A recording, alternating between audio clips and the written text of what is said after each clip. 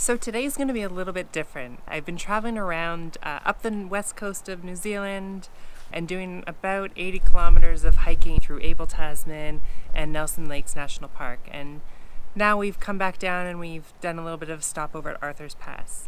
The unfortunate thing is towards the end I caught either heat exhaustion or a gastro bug, and that knocked me out for a few days. And I'm still recovering but starting to feel a little bit better, so I'm actually going to get out there. Gonna take it easy and sort of just see what we can get in this area. I don't know this area quite as well, but I know there's a few viewpoints that we'll be able to take a look at, and maybe some shorter walks that I can sort of find, and maybe something will be worth it. But I don't know. Let's see what we can find.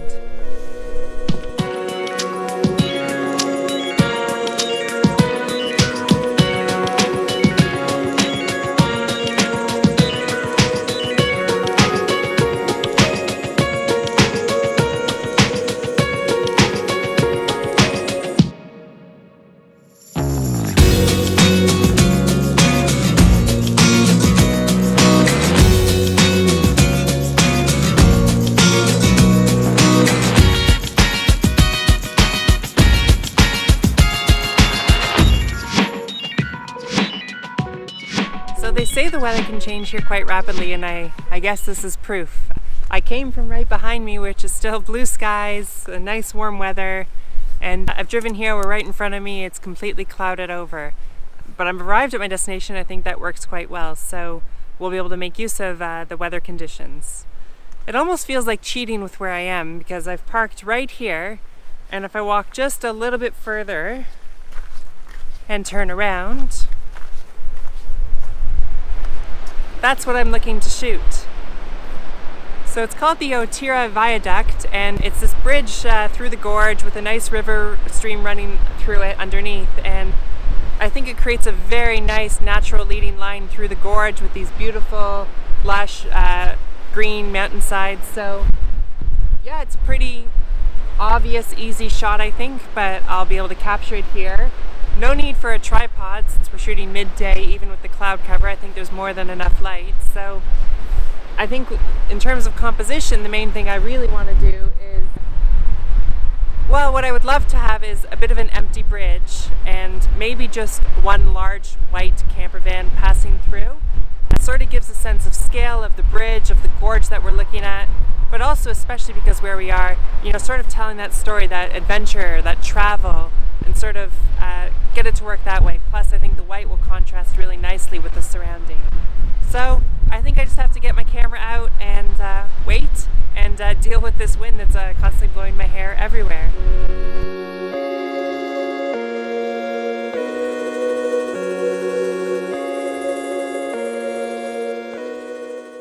So I think I'm just gonna finish up here. I did get a few shots of some camper vans passing through, although mainly what has been passing through has been some very slow-moving trucks, and I don't know, large 18-wheelers wasn't exactly what I wanted to shoot on the bridge, but at least I got a few, and the ones that I did get, I was able to shoot them both horizontally and vertically, which I thought worked really well, and I liked the vertical composition a lot more. It just put a lot more emphasis on the bridge itself. I was still getting some of the mountainside with the lush vegetation, and I got a little bit more of the stream that way.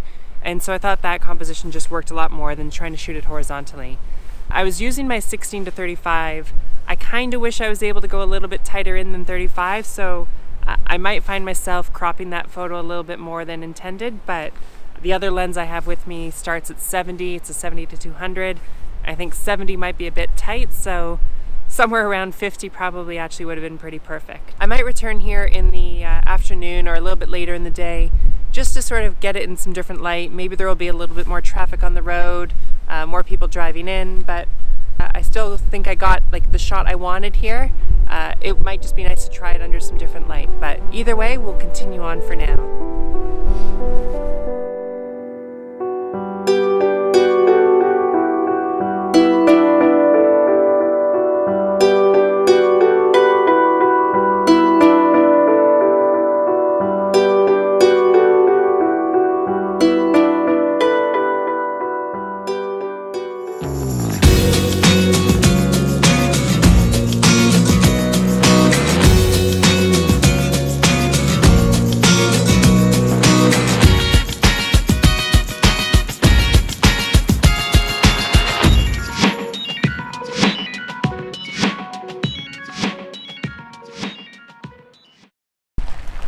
I've just arrived at the parking lot for the second location now, and this one's called Devil's Punch Bowl Waterfall, which, as the name suggests, I think we're going to see a waterfall.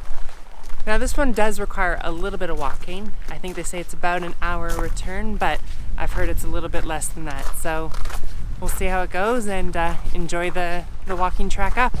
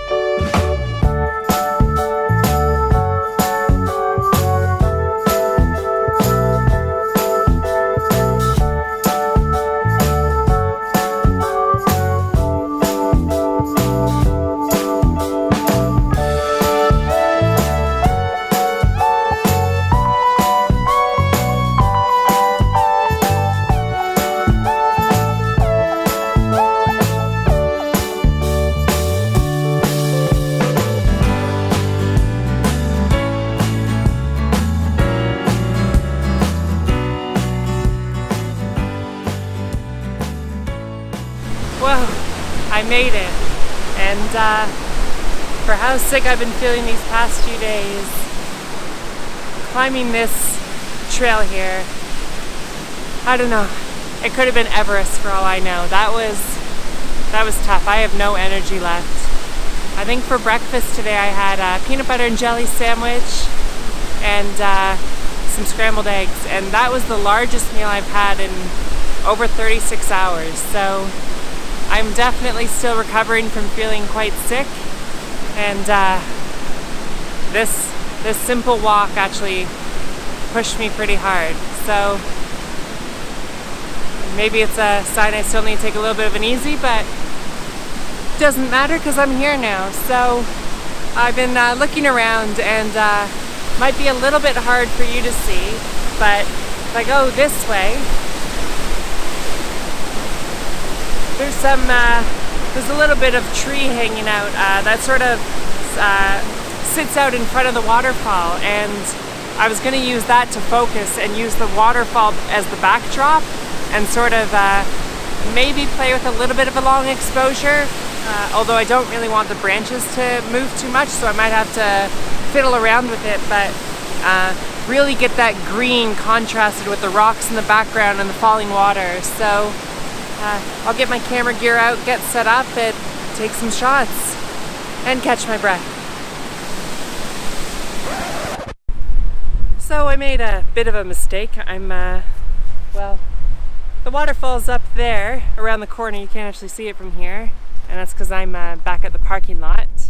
I made a bit of a mistake where I remembered to charge my batteries, just not bring them with me. So I ran out of battery power at the top, but I think I captured enough at the top so I can sort of show you what I was doing. I had switched to my telephoto lens, and I was shooting around the 135 mark, 135 millimeters. And I was just framing that tree with the water falling in the background.